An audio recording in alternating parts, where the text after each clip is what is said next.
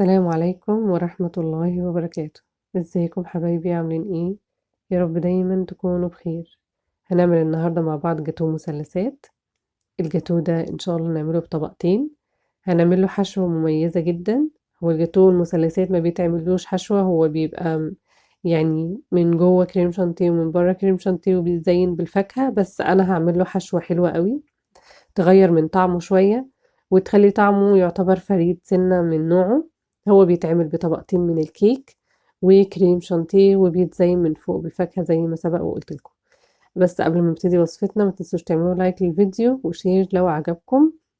ما تنسوش تسيبوا لي تعليقاتكم الحلوة. دي طبقات الكيك اللي احنا كنا عملناها مع بعض في الكيك بتاع التفاح، استخدمنا ساعتها 3 وهنستخدم دلوقتي 2.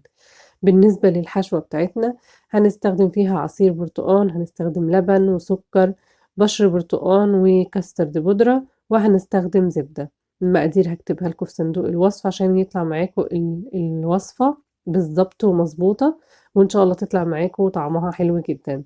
هاخد السوائل، هحط مع بعض الكاسترد البودرة مع السكر، هقلبهم على البارد كويس جدا، وبعد كده هحطهم على النار عشان يوصلوا لمرحلة ان هم يبقوا عاملين زي المهلبية بالشكل اللي انتوا شايفينه ده. هبتدي اضيف عليها الزبدة وهي سخنة عشان الزبدة تسيح معايا، واحط عليها سنة من بشر البرتقال.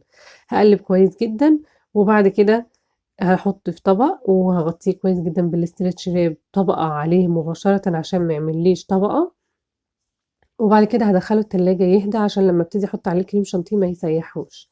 طبقة الكريم شانتيه انا استخدمت هنا كوباية من اللبن، عليها نص كوباية من الكريم شانتيه البودرة، عليها معلقتين من السكر.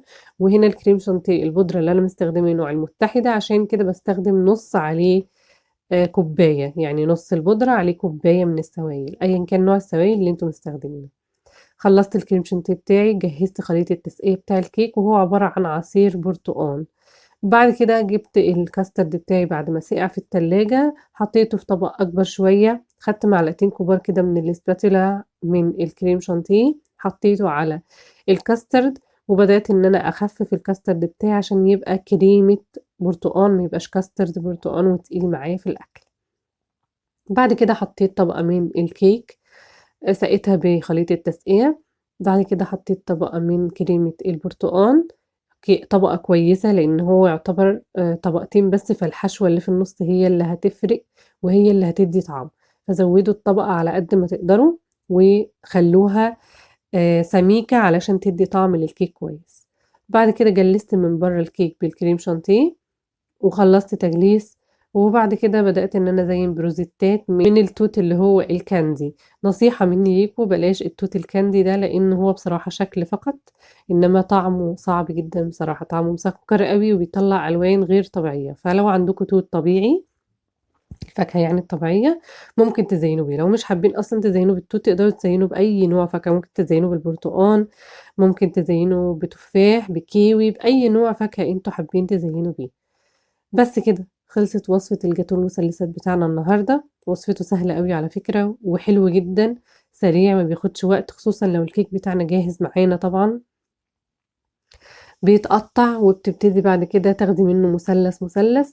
الكيك دوت مقاسه 24، طلع معايا 10 قطع من الكيك او من الجاتوه، طلع معايا 10 قطع جاتوه مثلثات. فهيطلع معاكم كمية حلوة قوي لو عندكم ضيوف ولا حاجة. وبس كده، اتمنى تكون الوصفة عجبتكم، اتمنى بجد تجربوها تطلع معاكم احلى مما طلعت معايا. دي قناتي وانا اسماء، لو لسه ما اشتركتوش في القناة اشتركوا وفعلوا الجرس عشان يوصل لكم اي جديد. لو عجبكم الفيديو متنسوش تعملوا لايك وشير عشان يوصل لاكبر عدد ويستفيد. اتمنى تكونوا استفدتوا ولو بمعلومة صغيرة جدا من فيديو النهاردة. سبتكم في رعاية الله، والسلام عليكم ورحمة الله وبركاته.